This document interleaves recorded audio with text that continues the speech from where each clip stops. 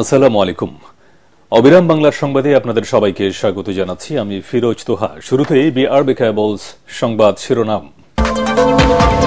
দীর্ঘ ২৮ বছর পর আজ অনুষ্ঠিত হচ্ছে বিএনপির বর্ধিত সভা। জাতীয় সংসদ ভবনের এলডি হল প্রাঙ্গণে অংশ নিচ্ছেন সারা দেশের ৪,০০০-এর বেশি নেতা। মৎস্য অধিদপ্তরের মেরিন ফিশারিজ প্রকল্পের দুর্নীতি অনুসন্ধানে হয়নি তদন্ত কমিটি। প্রকল্প পরিচালকের অধীনস্থ কর্মকর্তা দিয়ে খতিয়ে দেখা হচ্ছে অভিযোগ।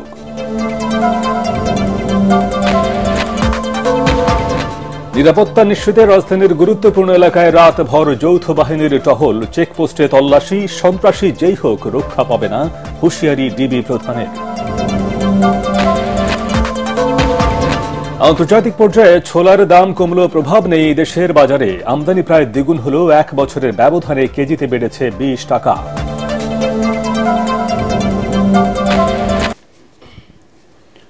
শুনছিলেন বিআরবি কেবলস সংবাদ শিরোনাম। এবারে বিস্তারিত। রাজনৈতিক পট পরিবর্তনের পর আজ অনুষ্ঠিত হচ্ছে বিএনপির জাতীয় নির্বাহী কমিটির বর্ধিত সভা। দীর্ঘ ২৮ বছর পর জাতীয় সংসদ ভবনের এলডি হল প্রাঙ্গণে বিএনপির পূর্ণাঙ্গ বর্ধিত সভা অনুষ্ঠিত হচ্ছে। এই সভায় স্থায়ী ও নির্বাহী কমিটি এবং উপদেষ্টা পরিষদের সদস্য সহ জেলা, উপজেলা, থানা ও পৌরসভার ৪,০০০-এর বেশি নেতা অংশ নিচ্ছেন।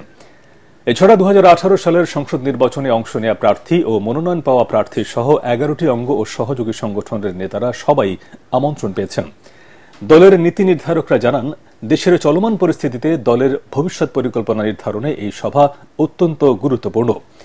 ৫ আগস্ট পরবর্তী রাজনৈতিক পরিস্থিতি, নির্বাচন ও আন্দোলনের প্রস্তুতি, দলীয় শৃঙ্খলা এবং সমমনা দলের সাথে ঐক্য ধরে রাখার ৪টি ইস্যু প্রাধান্য পাবে বর্ধিত সভায়। এছাড়া দলের সাংগঠনিক অবস্থা ও রাজনৈতিক পরিস্থিতি নিয়ে তৃণমূল নেতাদের মতামত শুনবেন ভারপ্রাপ্ত চেয়ারম্যান তারেক রহমান, দেবেন গুরুত্বপূর্ণ দিক নির্দেশনা।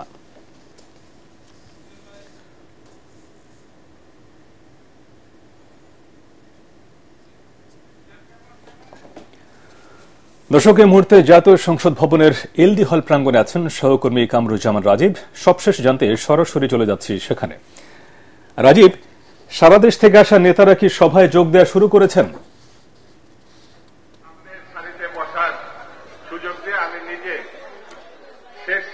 হ্যাঁ তোহা, আসলে আপনি দেখতেই পাচ্ছেন নেতাকর্মীরা সভাটি, আসলে বর্ধিত সভাটি ঠিক 10টায় শুরু হওয়ার কথা থাকলেও এখনো সভাটি পুরোপুরি শুরু হয়নি।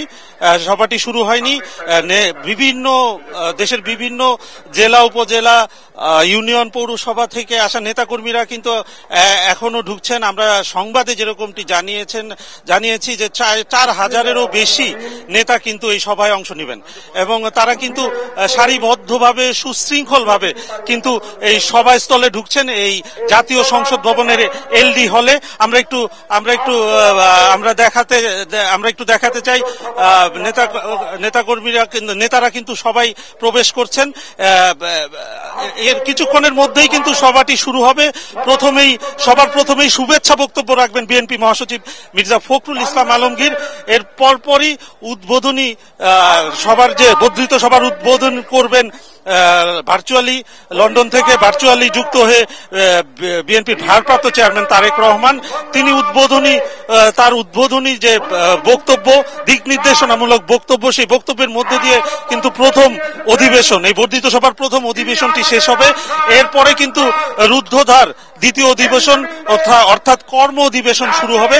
সেখানে কিন্তু তৃণমূলের নেতারা কিন্তু তাদের মতামত জানাবেন, তারা বক্তব্য রাখবেন। বর্তমান পরিস্থিতিতে, পরিবর্তিত রাজনৈতিক পরিস্থিতিতে দলের যে সাংগঠনিক অবস্থা, রাজনৈতিক অবস্থা, সে সম্বন্ধে তারা বক্তব্য রাখবেন।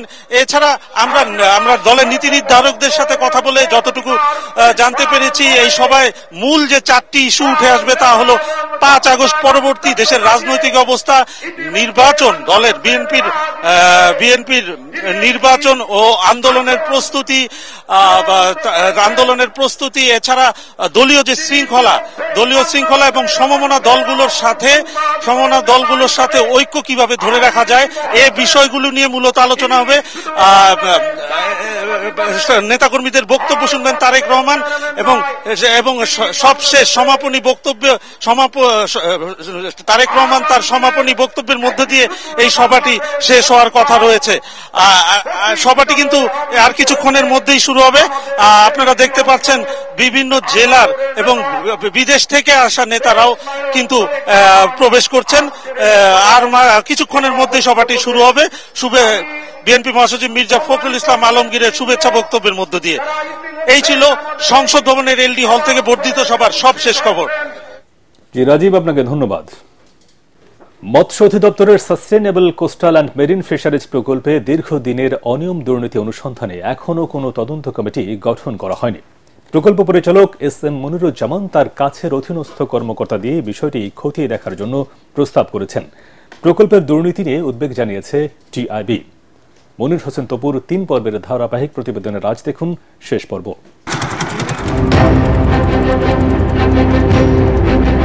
৬ বছর পার হলেও sustainable coastal and marine fisheries প্রকল্পের গুরুত্বপূর্ণ বিভিন্ন অংশের কাজ এখনও শুরুই হয়নি। তড়িঘড়ি করে ফিরিয়ে দেওয়া হয়েছে বিশ্ব ব্যাংকের সহায়তার অর্থ। প্রকল্পের মেয়াদ শেষ হওয়ার আগে কেন ফিরিয়ে দেওয়া হলো অর্থ? প্রকল্পটা প্রমাণ প্রক্রিয়া থেকে বাস্তবায়ন পরিকল্পনা সব জায়গায় কিন্তু ত্রুটি ছিল এবং সেটা খুবই স্বাভাবিক। তো আমার অডিটেও কোনো বিষয়গুলো চিহ্নিত হয়েছে ইতিমধ্যে। তার উপর ভিত্তি করে অবশ্যই ওভারসাইট বোর্ড হিসেবে মন্ত্রণালয় এবং তাদের পক্ষে বিভাগীয় পদক্ষেপ গ্রহণ করা, এবং এখানে যেহেতু একটা বড় অঙ্কের প্রকল্প জড়িত, সেখানে আমি মনে করি যে দুর্নীতি দমন কমিশনের একটা গুরুত্বপূর্ণ ভূমিকা থাকা উচিত। নিম্নমানের হাই স্পিড বোট ও জিএসএম ডিভাইস কেনা এবং চকরিয়ায় বেড়িবাঁধ ও ভবন নির্মাণে অনিয়মের বিষয় খতিয়ে দেখতে এখনো কোনো তদন্ত কমিটি গঠন করেনি মৎস্য অধিদপ্তর। এই ডিপার্টমেন্টে একজন প্রজেক্ট দেখে, ডিডি আছে, ডেপুটি ডাইরেক্টর প্রকল্প বাস্তবায়ন ডিডি, ওনাকে সভাপতি করে করছি। উনি আমাকে কি তারা রিপোর্টটা দেয়। এখন আপনি যদি ঘরের ব্যক্তি দিয়ে যদি তদন্ত করেন, সেক্ষেত্রে কি আপনি কি ভালো ফলাফল পাবেন? আমি আপনাকে বোঝাইতে পারতেছি না। তদন্ত করছি সৎ মানুষের জন্য, সৎ মানুষ। আমি ব্যাটসম্যান। মৎস্যজীবীদের জীবনমান উন্নয়নে বরাদ্দকৃত ৪৩২ কোটি টাকার পর্যাপ্ত নথিও নেই অধিদপ্তরে। ৬ বছর ধরে কি করছে আপনি? ভাই ওই প্রশ্নের উত্তর তো আমি দিতে পারবো না, আমি একদম মানে কাজের শেষ নাই, চলে গেছি খালি বাঁচি। প্রকল্পের প্রকৃত উদ্দেশ্য বাস্তবায়ন সহ অনিয়মকারীদের বিরুদ্ধে ব্যবস্থা নিবে সংশ্লিষ্ট কর্তৃপক্ষ, এমনটাই প্রত্যাশা টিআইবি। এটা জানবেন কিন্তু আপনি ক্যামেরায় শুট করতে পারবেন। মনির হোসেন তপু, এটিএন বাংলা, ঢাকা। আমার ব্যাটারি কম। সন্ত্রাসী যেই হোক, যত শক্তিশালী হোক, কেউই রক্ষা পাবে না বলে হুঁশিয়ারি দিয়েছেন ঢাকা মহানগর গোয়েন্দা পুলিশের অতিরিক্ত কমিশনার রেজাউল করিম মল্লিক। গতরাতে রাজধানীর গুলশান ২ চত্বরে আয়োজিত এক সংবাদ সম্মেলনে তিনি এ কথা বলেন। নগরবাসীর নিরাপত্তা নিশ্চিত করতে রাজধানীর গুরুত্বপূর্ণ এলাকায় রাতভর যৌথ বাহিনীর টহল ও চেকপোস্ট বাড়ানো হয়েছে জানিয়ে তিনি বলেন, সেনাবাহিনী, পুলিশ, বিজিবি সম্মিলিতভাবে জনসাধারণের নিরাপত্তা রক্ষায় তৎপর রয়েছে। এর আগে ডিবির এই প্রধান রাজধানীর বিভিন্ন চেকপোস্ট পরিদর্শন করেন।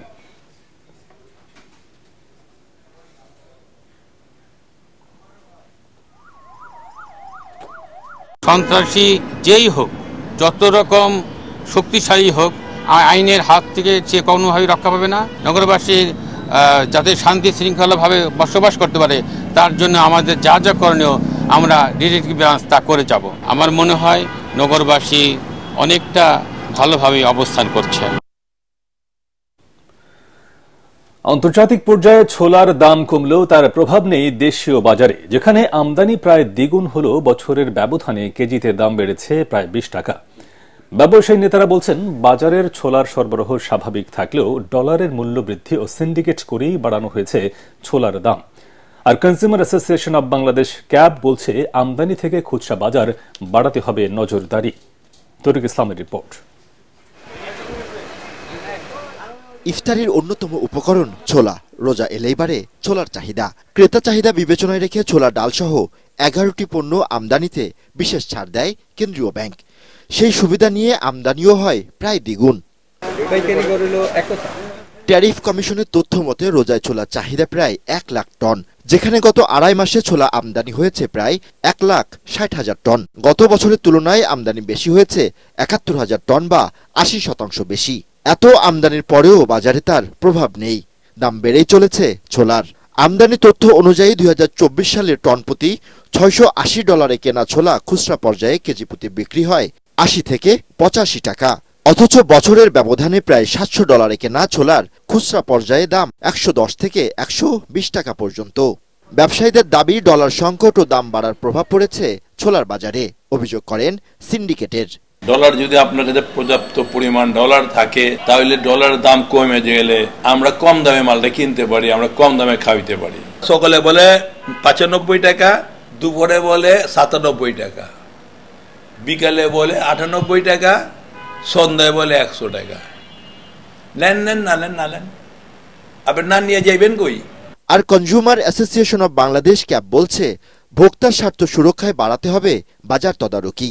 যারা এই ধরনের ছোলা আমদানিতে কারচুপি করে দাম বাড়ায় সুবিধা নেবে তাদের লাইসেন্স বাতিলের উপর প্রভিশন থাকতে হবে। এগুলোকে যদি আইনি নজরদারির আওতায় এভাবে আনা যায় তাহলে আমার ধারণা যে পণ্যের মূল্য বৃদ্ধি বা পণ্যের মূল্য নিয়ন্ত্রণীয় হয়ে যাওয়া এটা অনায়াসে নিয়ন্ত্রণ হতে পারে। বছরের ব্যবধানে ছোলার দাম কেজি প্রতি 20 টাকা বাড়ায় দোকানিরা দোষ চাপাচ্ছেন পাইকারদের উপর।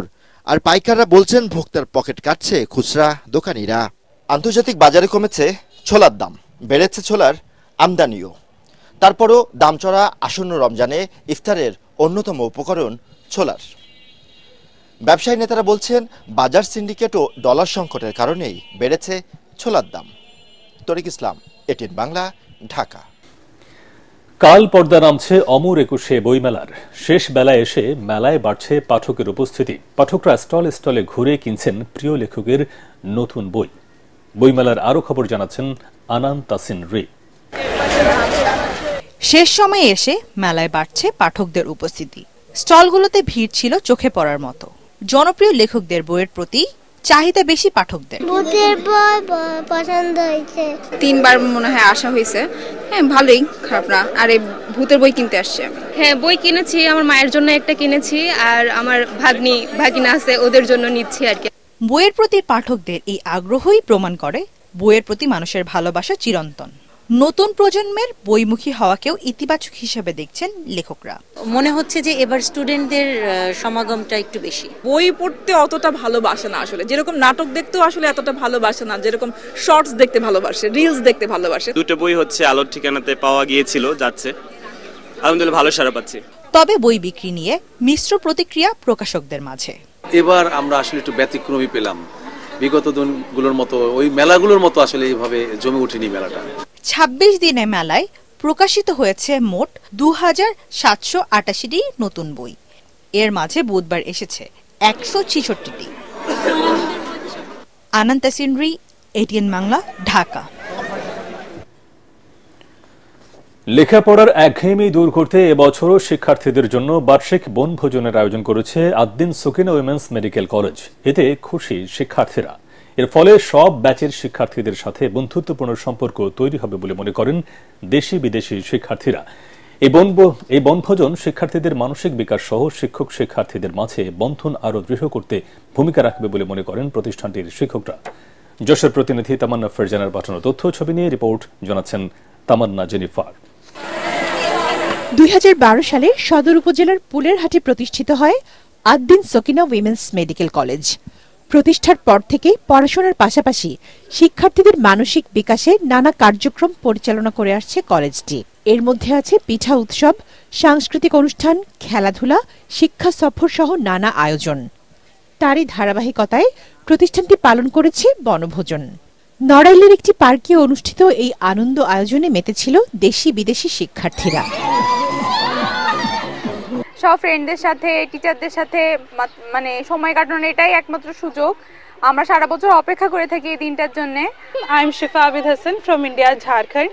Being in Bangladesh, it's very nice experience because I came to see a lot of culture. প্রত্যেক দিনের এত পড়াশোনার চাপ, পরীক্ষা সবকিছুর মধ্যে থেকে এটা আসলে আমাদের মানে নতুন নতুন জায়গা দেখতে পারি, রিফ্রেশমেন্ট হয়। অ্যাসেসমেন্ট দিয়ে মানে এত কষ্ট হচ্ছিল, তারপরেও আমরা চলে আসছি জাস্ট আমাদের রিফ্রেশমেন্টের জন্য। বছর জুড়ে প্রতিষ্ঠানটিতে কঠোর নিয়মানুবর্তিতার মাঝে বেড়ে ওঠা শিক্ষার্থীদের বিভিন্ন অনুষ্ঠান সহ এই বনভোজন উজ্জীবিত রাখবে বলে জানান প্রতিষ্ঠানটির উপদেষ্টা অধ্যাপক ডাক্তার গোলাম মুক্তাদির। চাপ মুক্ত করার জন্য আমরা বিভিন্নভাবে চেষ্টা করি যাতে করে ওরা মানসিক চাপটা কমিয়েই পড়াশোনাটা করতে পারে, তার একটা অংশ হিসাবে এই পিকনিক। এই বনভোজন শিক্ষক ও শিক্ষার্থীদের মাঝে বন্ধন আরও দৃঢ় করবে বলে আশা প্রতিষ্ঠানটির মেডিসিন বিভাগের প্রধানের। ছাত্রীরা যদি শিক্ষককে শুধুমাত্র তাদের ক্লাসরুমে বা তাদের হসপিটালে টিচার হিসেবে দেখে, তাহলে তাদের ভিতরে যে একটা ভীতি অথবা ছাত্রী শিক্ষক যে দূরত্বটা তৈরি হয় সেটাকে ঘুচাতে বা সেটাকে সহজ করতে এই ধরনের আয়োজনের কোনো বিকল্প নেই। আয়োজনে খেলাধুলা, সাংস্কৃতিক অনুষ্ঠান, রাইফেল ড্র ও বিভিন্ন প্রতিযোগিতায় বিজয়ীদের মাঝে পুরস্কার বিতরণ অনুষ্ঠানে উপস্থিত ছিলেন মেডিকেল কলেজের পরিচালক ডাক্তার ইমদাদুল হক সহ শিক্ষকবৃন্দ। Bureau report, ATN Bangla. এবারে আন্তর্জাতিক সংবাদ।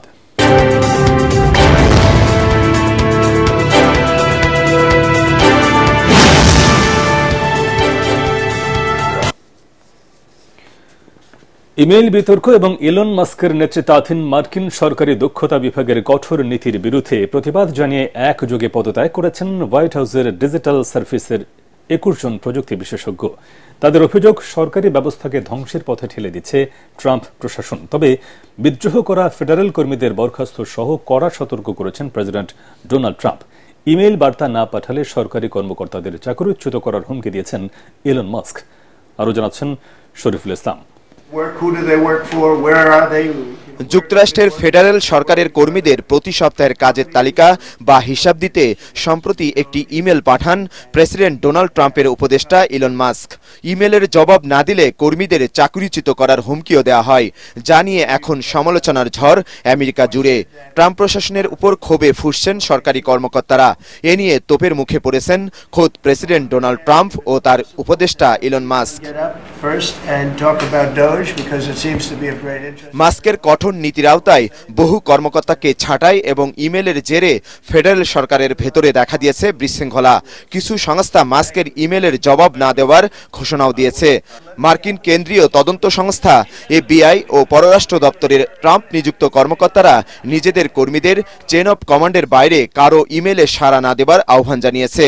তবে মন্ত্রিসভার বৈঠক শেষে সংবাদ সম্মেলনে ফেডারেল কর্মীদের পাল্টা ইমেলের জবাবের কড়া সতর্ক করেছেন প্রেসিডেন্ট ট্রাম্প। প্রশংসা করেন তার উপদেষ্টা ইলন মাস্কের উদ্যোগের। আমি মনে করি ইলন মাস্ক একটি ভালো আইডিয়া দিয়েছেন। যারা ইলন মাস্কের ইমেলের জবাব দেবে না, আমরা তাদের বরখাস্ত করব। দেশের জন্য যেটা ভালো আমরা সেটাই করার চেষ্টা করছি। প্রশাসনে অনেক অযোগ্য লোক রয়েছে, তাদের আমরা খুঁজে বের করব। এ সময় সাংবাদিকদের প্রশ্নের জবাব দেন ইলন মাস্ক। ধন্যবাদ মিস্টার প্রেসিডেন্ট। আসলে আমি মার্কিন প্রশাসনের প্রযুক্তি বিভাগকে আরো উন্নত করতে চাই। এখানে অনেক পুরনো সিস্টেম রয়েছে, আর্থিকভাবে আমাদের অনেক ঘাটতি রয়েছে, সেটাও পূরণ করতে চাই। আমরা চাই যারা ভালো কাজ করছেন সেটা সবাই জানুক এবং তাদের ধরে রাখতে চাই। কিন্তু যারা আমাদের অপরিহার্য নয়, তারা ঠিকমতো কাজ করছেন না, অথচ সরকার ও জনগণের টাকার বেতন নিচ্ছেন, এটা আর হতে দেয়া যায় না।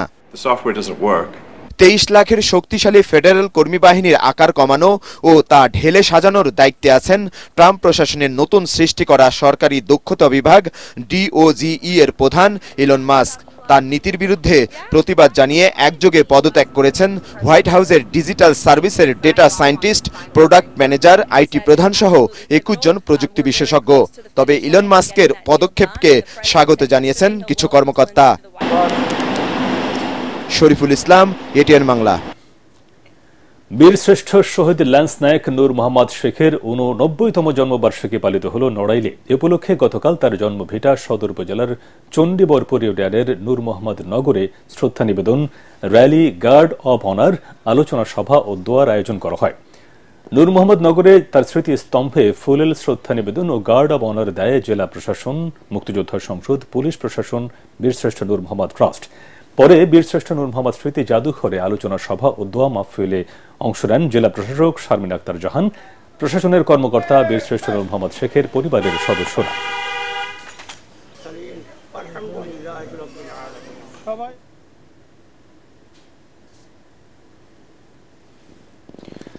এবারে পার্টেক্স খেলার খবর।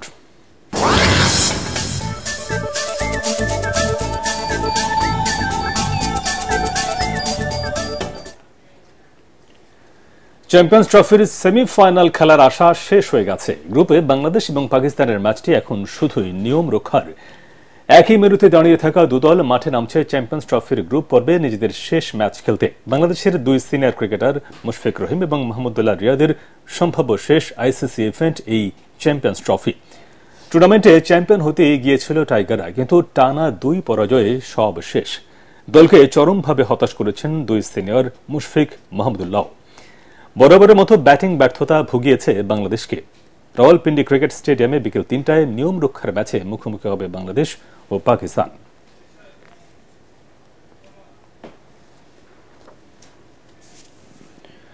শেষ করার আগে বিআরডি কেবলস সংবাদ শিরোনাম আরেকবার। দীর্ঘ 28 বছর পর আজ অনুষ্ঠিত হচ্ছে বিএনপির বর্ধিত সভা। জাতীয় সংসদ ভবনের এলডি হল প্রাঙ্গণে অংশ নিচ্ছেন সারা দেশের 4000-এর বেশি নেতা। মৎস্য অধিদপ্তরের মেরিন ফিশারিজ প্রকল্পের দুর্নীতি অনুসন্ধানে হয়নি তদন্ত কমিটি। প্রকল্প পরিচালকের অধীনস্থ কর্মকর্তা দিয়ে খতিয়ে দেখা হচ্ছে অভিযোগ। নিরাপত্তা নিশ্চিতে রাজধানীর গুরুত্বপূর্ণ এলাকায় রাতভর যৌথ বাহিনীর টহল। চেকপোস্টে তল্লাশি, সন্ত্রাসী যেই হোক রক্ষা পাবে না, হুঁশিয়ারি ডিবি প্রধানের। আন্তর্জাতিক পর্যায়ে ছোলার দাম কমলেও প্রভাব নেই দেশের বাজারে। আমদানি প্রায় দ্বিগুণ হলেও 1 বছরের ব্যবধানে কেজিতে বেড়েছে 20 টাকা।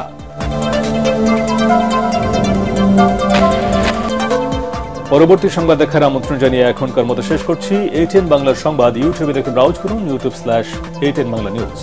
ধন্যবাদ সবাইকে।